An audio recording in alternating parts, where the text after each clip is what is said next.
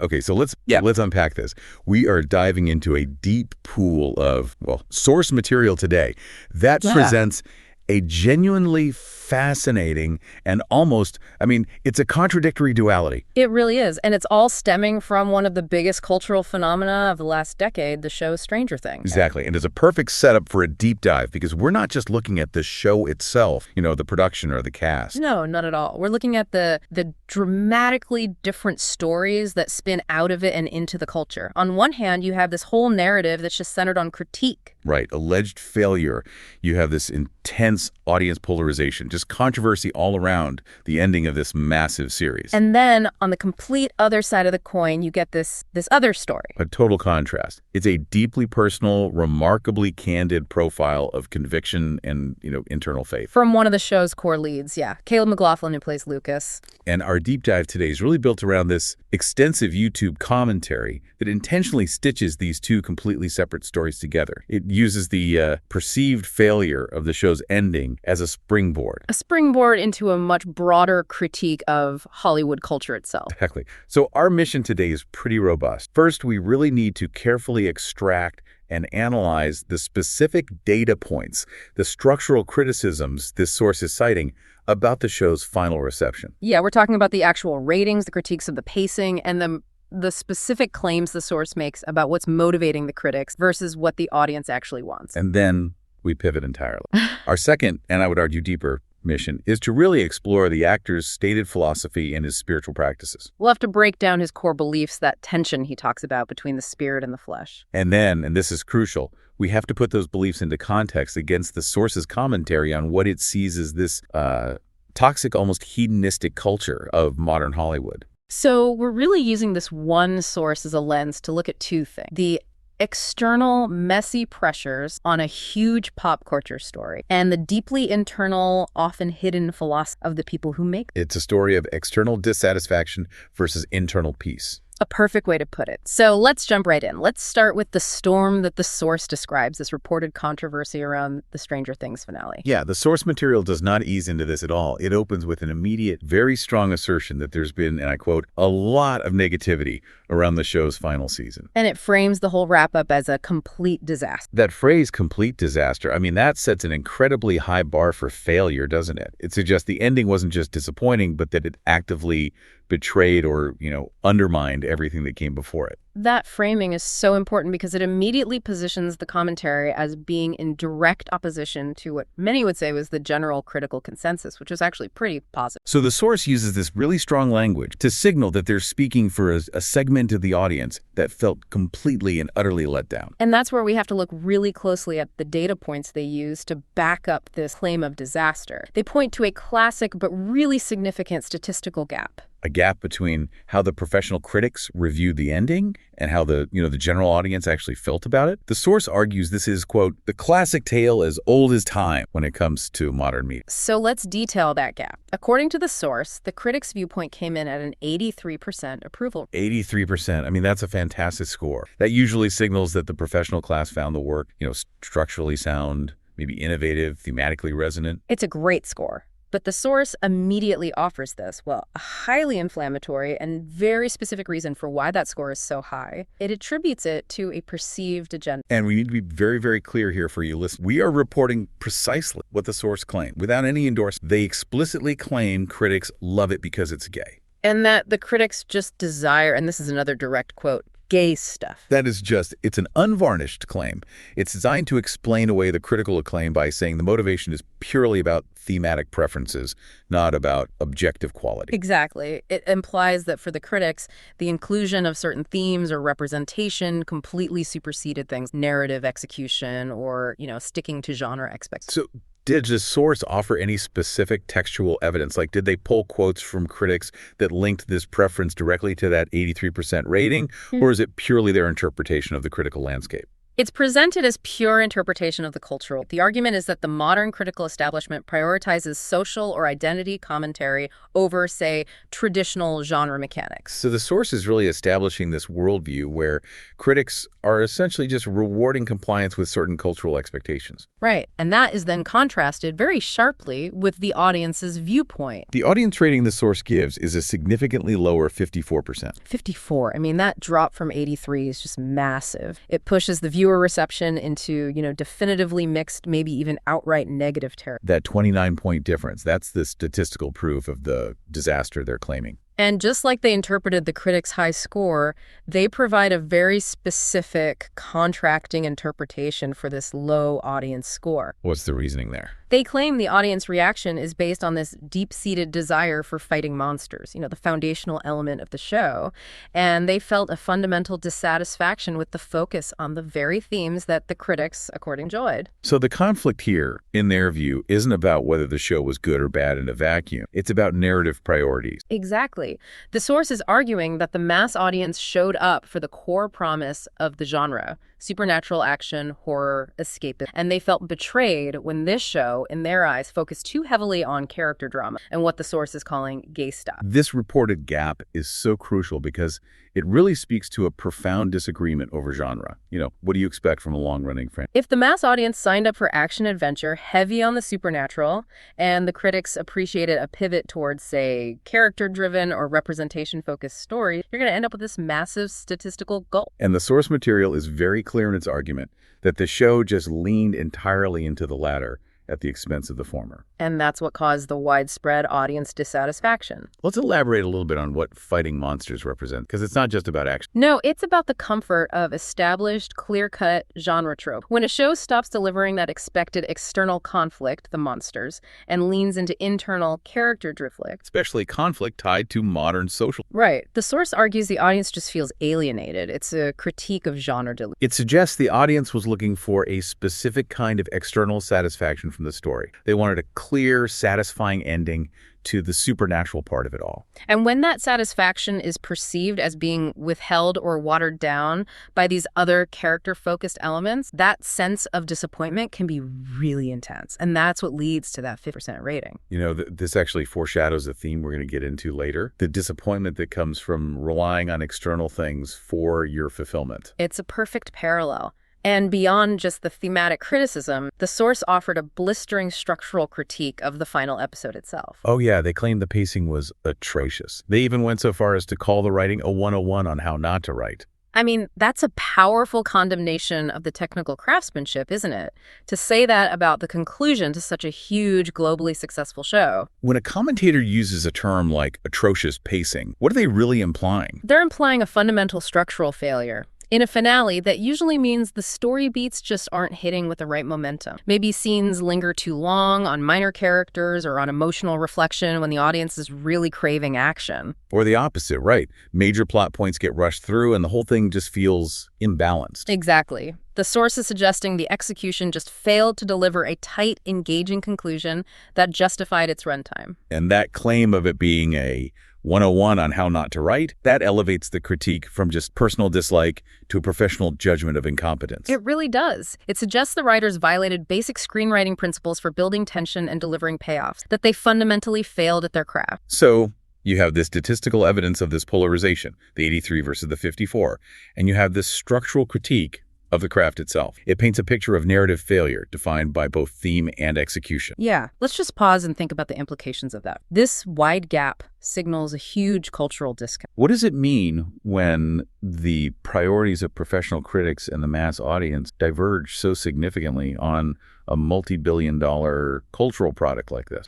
Well, it signals a rift in value. Professional critics often look for innovation, for social commentary, for structural novelty. They might be rewarding the show for evolving beyond its initial monster of the week format. But the mass audience, they prioritize escapism, emotional payoff for characters they've followed for years, and, sticking to the established genre tropes. And when those two value systems pull apart, the measure of success becomes entirely dependent on who you ask. The source material is very, very clear that the audience's priority, that expectation of fighting monsters, is the correct one. It really sets the stage for a world where external narrative success is subjective It just depends on which lens you're looking at. And it sounds like the emotional environment around the show's ending was one of high expectation leading to intense disappointment. And that feeling of external disappointment is a perfect thematic bridge. The external world, the show, the ratings, the critic, it's all messy, polarized, and ultimately unsatisfying for a part of the audience. And that narrative chaos leads us directly to what the source calls the good news. The good news coming from McLaughlin. That's right. So let's pivot from the external chaos of this polarized fan base and this perceived failure to profound internal conviction. We're moving into section 2, focusing on the positive story around McLaughlin. And he stood out precisely because he offered this profound internal solution to all that external chaos. The shift is remarkable. The source highlights McLaughlin's open, describing him as sharing how deeply important his faith is to him. And how he is actively, quote, coming back to it and actually pushing harder. This isn't just a passive acknowledgement of belief. No, it's a description of active, renewed commitment. And this statement, coming out of the same show the source was just criticizing for its thematic focus, is framed by the commentator as the most base thing I've seen out of Stranger Things cast. That phrase, most base, is meant to convey that this expression of traditional faith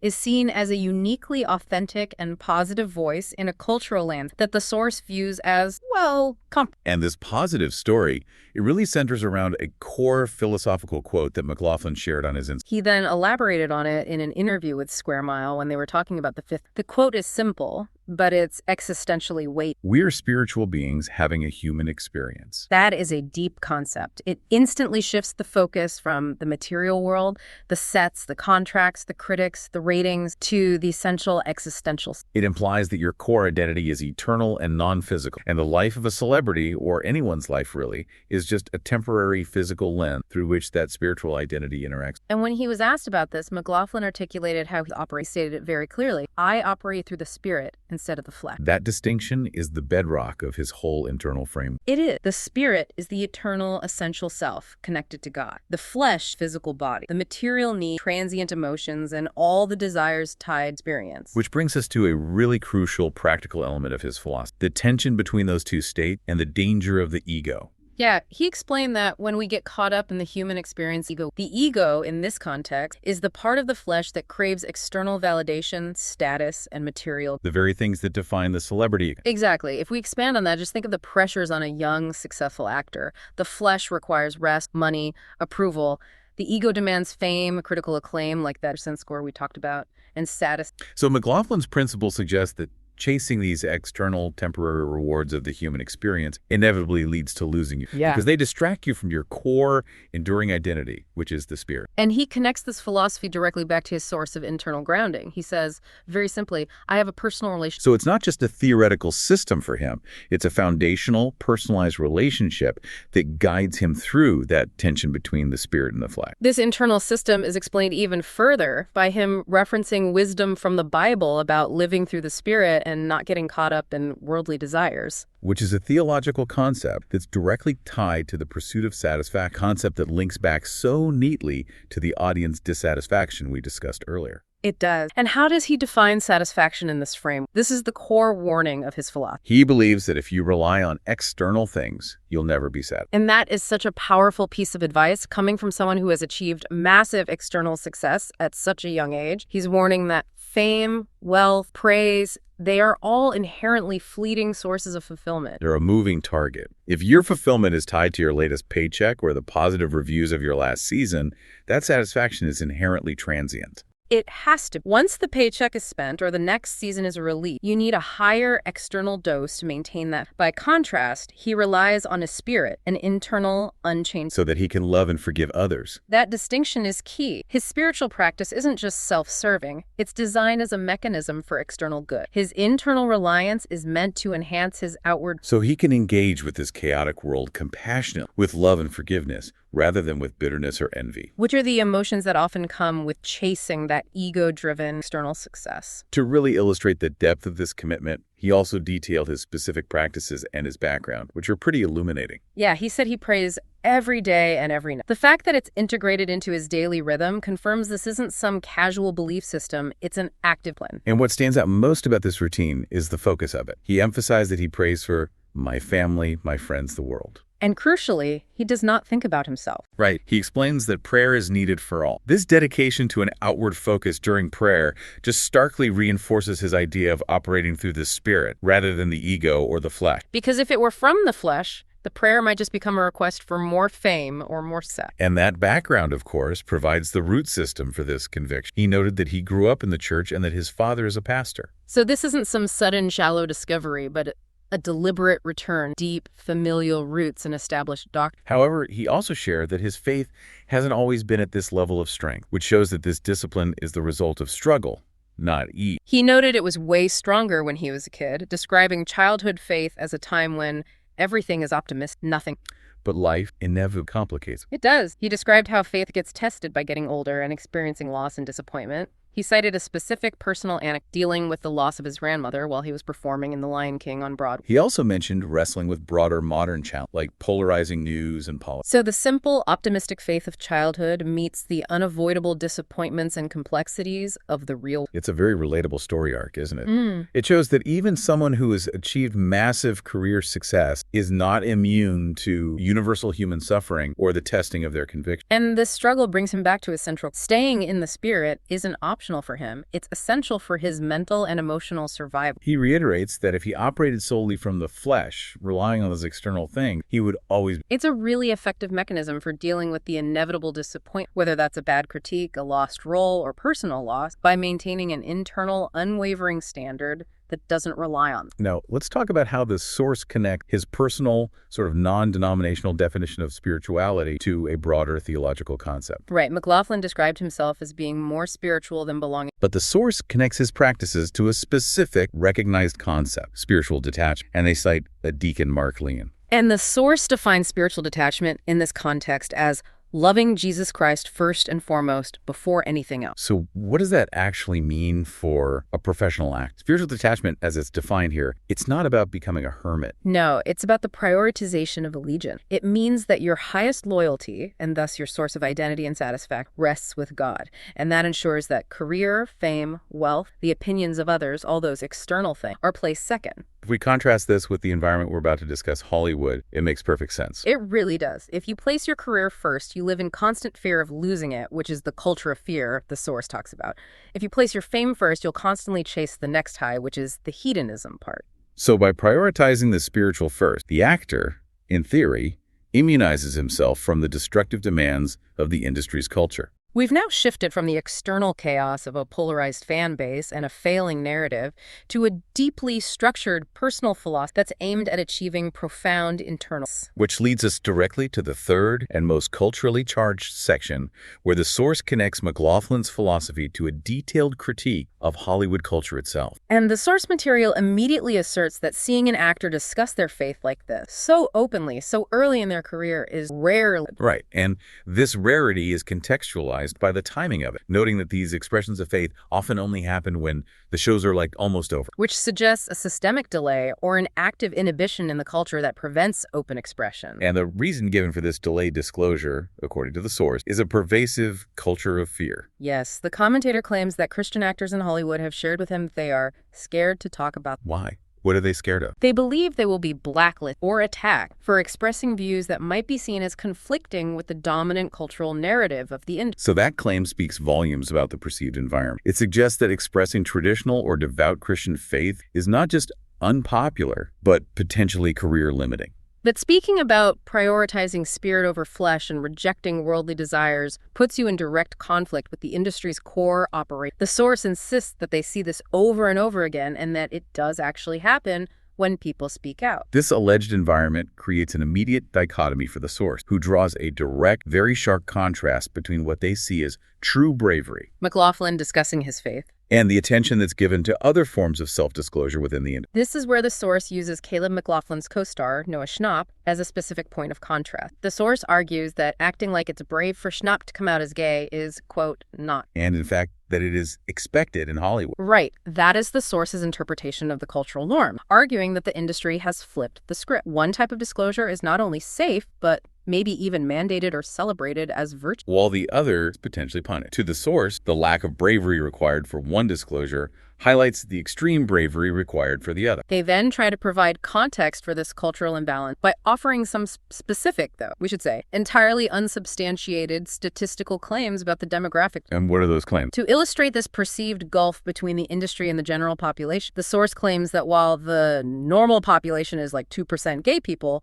the Hollywood population is like 90. Okay, we have to be absolutely crystal clear here. The source makes this specific, highly controversial, and entirely unsubstantiated claim to illustrate a point. Not to state a verifiable fact, no. The claim is designed to show that the perceived majority within the Hollywood ecosystem is drastically different from the general viewing population. Which, in their view, makes one form of coming out easy and expected, and the other highly difficult and brave. It's a rhetorical move to define the cultural battleground. And the source then links this alleged demographic and cultural dominance directly to a larger cultural critique, labeling it as hedonism. This hedonism, according to the source, is the opposite of what McLaughlin is talking about, operating through the spirit and seeking internal satisfaction. So how exactly does the source define hedonism in the context of Hollywood? Are they talking about just, partying, or is it something? It seems deep. They define it as a constant, unsustainable pursuit of pleasure and external validation. And they detailed the negative consequences of this lifestyle, linking it explicitly to keeping up with the Joneses, that constant comparison and consumption, and the relentless need for a high. The source uses a very vivid and specific analogy to describe this destructive pursuit. They refer to the hunt for this constant external high as chasing the dragon, which they note is a term used specifically in relation to drugs. This links the emotional instability of the industry to literal substance. And they immediately tie that analogy back to the reality of the industry, stating that they do a lot of drugs in Hollywood too. The overall conclusion of this commentary is that this path, the one defined by reliance on external highs and status and hedonism, causes people to spiral. So it paints a picture of Hollywood not just as culturally different, but as a fundamentally unstable and destructive professional environment for those who operate purely from the flesh. Right. So if that is the negative culture they're mapping out, what is the goal of the source's commentary? What is the pushback they're advocating? They state a clear desire for actors not to feel this culture of fear while they're in their prime and actively working on shows. It's essentially a push for the normalization of faith. And the broader, more ambitious objective, according to the source, is to empower those with faith to share the gospel on the set. As a means to change the course of the culture against what they call this hedonistic, narcissistic stuff. It's an explicit call for a spiritual and moral counter-movement inside the entertainment world. And they provide a concrete historical example to really solidify this claim about the timing of disclosures and this perceived fear. Yeah, they note the lead actress who played Michael Burnham in Star Trek Discovery, who spoke about her Christian faith publicly only after the show had ended. This demonstrates a trend where actors feel safe to speak out only when the financial and contractual vulnerability. It reinforces the idea that McLaughlin speaking out now, or even near the end of the show's run, is viewed as a significant high-risk event precisely because he's acting against the dominant culture while he's still very much in his prime. He's viewed as a counter-narrative to the very culture that, according to the source, led to that polarized disappointment of the Stranger Things finale. Finally, the source brings the two narrative strands, McLaughlin's faith and the critique of Hollywood culture, together with a call for prayer and community. Yes, and it demonstrates the practical application of his philosophy. The source expresses a specific hope that McLaughlin might be praying for Noah Schnapp and praying for him to get his life back on track. Which places McLaughlin's internal, selfless spiritual practice in direct contrast to the path of external hedonism and ego that the source attributes to the destructive Hollywood culture. The prayer is framed as an act of compassion aimed at helping a peer who is caught in that external spiral. And the ultimate goal, according to the source, isn't condemnation but redemption. It's spiritual rescue. For people to come back and change their lives and actually get into the kingdom of heaven, the source even invites listeners to join a community with a weekly Bible study for those who want to push back. So this final invitation really frames the source's entire presentation. The media critique, the analysis of the audience's disappointment, the spotlight on McLaughlin's integrity as part of a broader mission. A mission to foster spiritual community and cultural change, using these examples from the Stranger Things universe as evidence of the culture. And the section concludes with a strong compliment for Caleb McLaughlin, calling his disclosure the true bravery, which they define explicitly as standing up for Christ and standing up for faith in the culture. And that just ties a very neat and powerful bow on their central argument about what constitutes genuine courage in modern celebrity-driven Hollywood. We have completed the deep dive into the source material. material. We've navigated this comprehensive dichotomy, moving from the external chaos and dissatisfaction of media reception to the internal grounding of a key performer. And finally, to the source's scathing critique of the culture surrounding. So let's summarize the duality we examined and bring it home for you, the learner. On one side, we saw the polarization of mass market critical reception versus audience expectation. That divide was driven by differing priorities. 83% critical approval, which the source attributed to liking thematic content, versus the 54% audience approval,